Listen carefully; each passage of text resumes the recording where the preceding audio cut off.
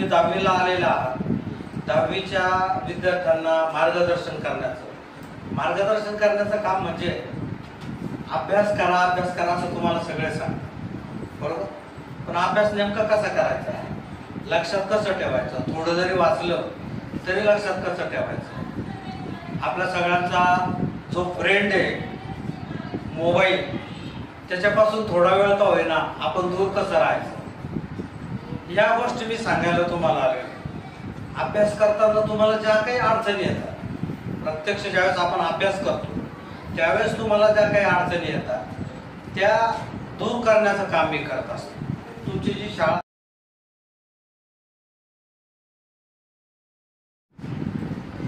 आता आणखी एक मनाची एक खूप महत्वाची गोष्ट आहे की आपलं जे मन असतं त्याला खरं आणि खोटं याचा फरक कळत नसतो. या मनाला प्रत्येक गोष्ट खरी वाटत असते, खरं आणि खोट्यातला फरक त्याला बिलकुल कळतो. आता समजा हे दोन विद्यार्थी आहेत, हे दोन विद्यार्थी शेजारी राहतात. त्यातला आता परीक्षेचे दिवस आहे, रात्रीची वेळ आहे, हा साधारण 11 वाजता बाहेर आला. त्यांनी पाहिलं की याच्या घरामध्ये लाईट चालू. आता हा अभ्यास करतोय, त्याला माहिती आहे परीक्षेच्या वेळी सगळेजण अभ्यास करतात.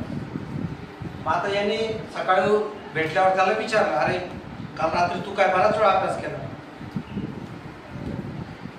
मग आता आपल्यापैकी सगळ्यांना असं वाटतं मी अभ्यास केला आहे, असं आपल्याला म्हणायला आवडत नाही. असं म्हटलं तर आपल्याला वाटतं मी केलेल्या अभ्यासाला नजर लागेल, सगळा अभ्यास निघून जाईल. कोणीच म्हणत नाही. अगदी तुम्ही ज्यावेळेस वार्षिक परीक्षेला गेले ना, विचारलं अगं अभ्यास झालाय, नाही हो सर अभ्यास, काय अभ्यास झाला, नाही हो सर अभ्यास, असं प्रत्येक जण म्हणतो, बरोबर. तसं ज्यावेळेस यांनी याला विचारलं की काय काल रात्री तू खूप वेळ अभ्यास केला, तेव्हा हा काय म्हणला, अरे नाही रे अभ्यास नव्हतो करत, आमच्या घरी पाहुणे आले होते, किंवा TV चालू होता, किंवा लाईट चालू होता, मी झोपून गेलो होतो. खोटं बोलतो. याला माहिती आहे का त्यांनी अभ्यास केलेला, आता परीक्षा आहे उद्या आणि कोण झोपेल, बरोबर का. परंतु हा ज्यावेळेस म्हणतो, ऐका नीट ऐका, आता थोडाच वेळ आहे, बोर झाले का. तर हा जेव्हा म्हणतो की मी अभ्यास केलेला नाही, माझा अभ्यास झालेला नाही, तेव्हा त्याचं जे अंतर्मन असतं ना, त्याला सूचना जाते की या विद्यार्थ्याने जो 2 तास अभ्यास केलेला आहे तो त्याच्या दृष्टीने काही उपयोगाचा नाही. आणि मग आपल्या प्रत्येकाच्या मेंदूमध्ये वेगवेगळे कप्पे असतात. गणितासाठी वेगळा कप्पा, भाषेसाठी वेगळा कप्पा, चित्रासाठी वेगळा कप्पा, आणि आपल्या मेंदूमध्ये एक डस्टबिन सुद्धा असतं. मग मेंदू काय करतो की ह्या विद्यार्थ्याने जो 2 तास अभ्यास केलेला आहे ना, तो 2 तासाचा अभ्यास हा जेव्हा म्हणतो मी अभ्यास केला नाही, माझा अभ्यास झाला नाही, त्याला समजतं की या अभ्यासाचा याला काही उपयोग नाही, तो टाकतो डस्टबिनला. आता डस्टबिनला टाकल्यामुळे काय होतं, आता परीक्षेच्या वेळी जेव्हा प्रश्नपत्रिका येते, समजा विज्ञानातला त्यांनी एक लाईट प्रकरणाचा त्याने वाचलेला, त्याचा प्रश्न आला, प्रश्न येत होता, प्रश्न वाचल्यावर याच्या लक्षात येतं की अरे हा धडा तर मी वाचलेला आहे.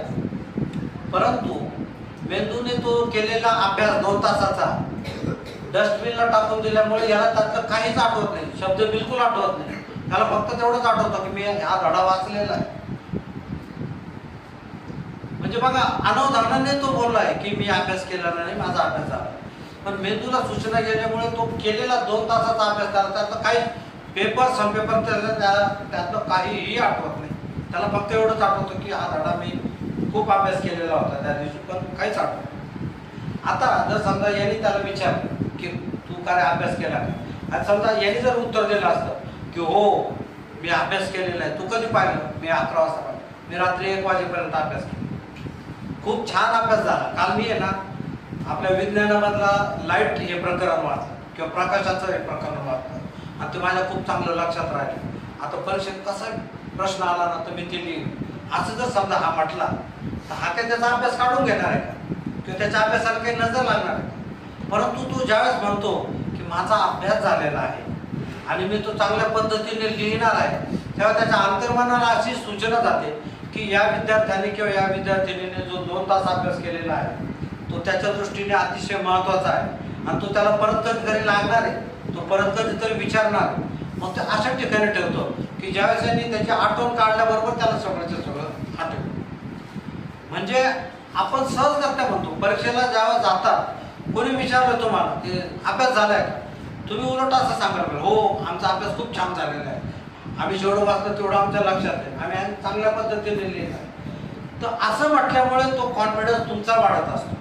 तुम्ही काय करता, सगळं अभ्यास करता आणि त्याचं खच्चीकरण करून टाकता, स्वतःच्याच पायावर गोराड मारून देतो आपण. हे आपल्या लक्षात येत नाही, कारण मनाचा हा गुणधर्म आपल्याला माहीत नाही. प्रत्येक गोष्ट ते खरी मानत असतं. तुम्ही गमतीनं जरी खोटं बोललं तरीही त्याला ते खरंच वाटतं आणि त्या पद्धतीने ते वागतं. तुम्ही म्हटलं मला मी पास होईल का नापास होईल असं म्हटलं तर तो नापासच करतो. म्हणजे आपणच आपल्याला नापास करत असतो, आपणच आपल्याला कमी मार्क देत असतो. हे आपल्यावर आहे.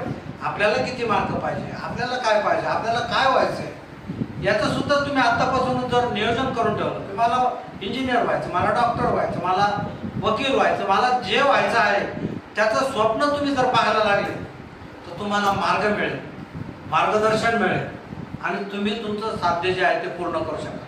मात्र प्रत्येकाने आपलं जे टार्गेट, आपलं जे ध्येय, आपलं जे उद्दिष्ट ते पहिल्यापासून हे करायचं आणि त्याच्याशी पक्क चिकटून राहा. तुम्ही भले त्यासाठी थोडा वेळ घ्या, एक दिवसाच्या ऐवजी 2 दिवस 4 दिवस घ्या की तुम्हाला 10वीच्या वार्षिक परीक्षेत किती मार्क मिळवायचे, प्रत्येक विषयात किती मार्क मिळवायचे आणि अशी मार्कशीट तयार करा. आणि गंमत पहा, ज्यावेळेस तुमचा रिझल्ट लागेल त्यावेळेस तुमचा रिझल्ट असाचा असा असेल. फक्त 21 दिवस हे पाहायचं कंटिन्यू, रात्रंदिवस बघायचं. रात्री झोपताना सुद्धा हे पाच झोपायचं, सकाळी उठताना सुद्धा तुम्हाला मार्कशीट दिसली पाहिजे. प्रत्येक विषयात आपल्याला किती मार्क पाहिजे हे आपण ठरवू शकतो, आपल्याला तेवढे मार्क मिळू शकतात. आता या बाबतीमध्ये मी तुम्हाला गायडन्स असं करू शकतो की अरे बॅनर तर पडला वाटतं, त्याच्याकडे तर लक्षच नाही आपलं कोणाचं. तर विजय गोळे सर, VIJAY GOLESAR अशी एक यूट्यूबवर साईट आहे आमची. त्याच्यावर 10वीच्या विद्यार्थ्यांनी कसा अभ्यास करावा याचं पूर्णपणे मार्गदर्शन केलं. तुमचं टार्गेट कसं ठरवायचं, ते कसं हे करायचं, प्रत्येक विषयाचा अभ्यास कसा करायचा, प्रत्येक विषयाचे पेपर्स कसे सोडवायचे, त्याचं सगळं गायडन्स केलेलं असतं. आणि साधारण दर रविवारी सकाळी 9 वाजता एक व्हिडिओ टाकला जातो 10वीच्या विद्यार्थ्यांचा अभ्यासाच्या बाबतीत, अभ्यासाच्याच बाबतीत. म्हणजे अभ्यास काय आहे ते तुम्हाला शिकवतात. आणि एक तंत्र लक्षात ठेवा, तुमच्या या शाळेचे जे शिक्षक आहे ते तुम्हाला अतिशय चांगल्या पद्धतीने शिकवतात.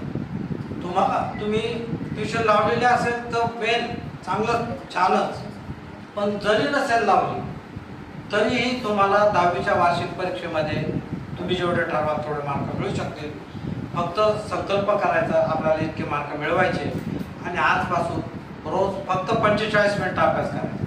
आणि अभ्यास करताना सुद्धा तुमचा बाकीचा अभ्यास झाल्यानंतर रेग्युलरली जर केला तर खूप काळ तुमच्या हातात आहे. तुम्ही जेवढं ठरवाल तेवढं निश्चित होऊ शकतो. आणि इतर वेळ काय होतं की पहिला दुसरा नंबर मिळवणं ही गोष्ट शक्य नसते, परंतु तुमच्या वर्गामध्ये समजा 85 जे विद्यार्थी आहेत, तुम्ही जर संकल्प केला तर तुम्हाला 85च्या 85 विद्यार्थ्याला 90% पेक्षा जास्त मार्क मिळू शकतात. ही खूप मोठी घटना. एका शाळेतल्या एका वर्गातल्या विद्यार्थ्यांनी सगळ्यांना 90% पेक्षा जास्त मार्क मिळाले, ही मोठी न्यूज होऊ शकते. सगळे पत्रकार तुमच्याकडे येतील, तुमचे मुलाखती घेतील, तुम्ही कसा अभ्यास केला, तुम्ही दुसऱ्याचे आदर्श होऊ शकता. आणि ते शक्य आहे. ही वेळ जी आहे ही कारण तुम्हीच करू शकता. आम्ही म्हणा, तुमचे आई वडील म्हणा, तुमचे शिक्षक म्हणा, तुम्हाला किती जरी म्हटलं ही शर्यत जी आहे, ही जी रेस आहे, याच्यामध्ये धावणारे तुम्ही आहात, यशस्वी होणारे तुम्ही आहात. कारण हा जो वेळ आहे हा सुरू झालेला आहे. आत्तापासून 10 महिने तुमच्या हातात आहे. त्या 10 महिन्यामध्ये तुम्ही जो पाहिजे ते करू शकता, तुमचं जीवन बदलू शकता. यातले सगळे जे विद्यार्थी आहेत हे आता सगळे इंजिनियर वगैरे सगळे झाले, त्यांच्या चांगल्या कामाला लागले. ही जी गौरी जाधवची गोष्ट तुम्हाला सांगितली की जिला पुस्तकं घ्यायला पैसे नव्हते, ती आता क्रॉम्प्टन ब्रिव्ज नावाच्या कंपनीमध्ये मोठी इंजिनियर झालेली आहे आणि 1.5 लाख रुपये पगार आहे तिला. 1.5 लाख रुपये महिन्याला मिळतात तिला, की ज्या मुलीला पुस्तकं घ्यायला पैसे नव्हते. शिक्षण ही अशी महत्वाची गोष्ट आहे, 10वीची परीक्षा ही अशी इतकी महत्वाची गोष्ट आहे. म्हणूनच त्या परीक्षेत आपण वेलकम करायचं, वेलकम 10वी वेलकम असं करायचं. तर आता आपण एक छोटंसं गाणं म्हणणार आहोत, सगळे म्हणणार आहोत, मनापासून म्हणणार आहोत. आणि जो जास्त जोरात म्हणेल त्याला जास्त यश मिळणार. गाण्याचे बोल असे आहेत, वेलकम वेलकम वेलकम 10वी वेलकम. गेल्या 10 वर्षांपासून नाशिकमधील शाळांमधून इयत्ता 10वीच्या विद्यार्थ्यांना 10वीचा अभ्यास कसा करावा, या अभ्यासाचं नियोजन कसं करावं आणि मुख्य म्हणजे अभ्यास करताना मनाची मदत कशी घ्यावी याचं मार्गदर्शन मी करतो.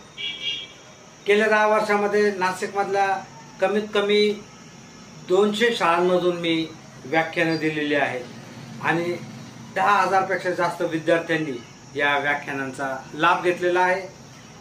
वेलकम 10वी या कार्यक्रमामुळे 741 विद्यार्थ्यांनी 10वीच्या या वार्षिक परीक्षेत 90%पेक्षा जास्त मार्क्स मिळवलेले आहेत. वेलकम 10वी या कार्यक्रमामध्ये 10वी ही 9वीपेक्षा सुद्धा सोपी कशी असते आणि जर आपण व्यवस्थित नियोजन केलं तर 10वीच्या या वार्षिक परीक्षेत आपल्याला 90%पेक्षा जास्त मार्क्स मिळू शकतात. त्याचं मार्गदर्शन केलं जातं. त्यासाठी अभ्यासाचं नियोजन कसं करायचं, अभ्यास किती वेळ करायचा आणि मुख्य म्हणजे अभ्यास कसा करायचा याची माहिती दिली जाते. त्यासाठी मनाची मदत कशी घ्यायची, मनाचे काही गुणधर्म कसे असतात याविषयीची देखील माहिती विद्यार्थ्यांना दिली जाते आणि त्यामुळे विद्यार्थ्यांना अभ्यास करण्याची गोडी निर्माण होते. विद्यार्थी स्वतःहून अभ्यास करतात आणि 10वीच्या वार्षिक परीक्षेत 90%पेक्षा अधिक गुण मिळवतात. असा गेल्या 10 वर्षाचा अनुभव असल्यामुळे अत्यंत उत्साहित होऊन आम्ही यावर्षी म्हणजे 11व्या वर्षामध्ये पदार्पण केलेलं आहे.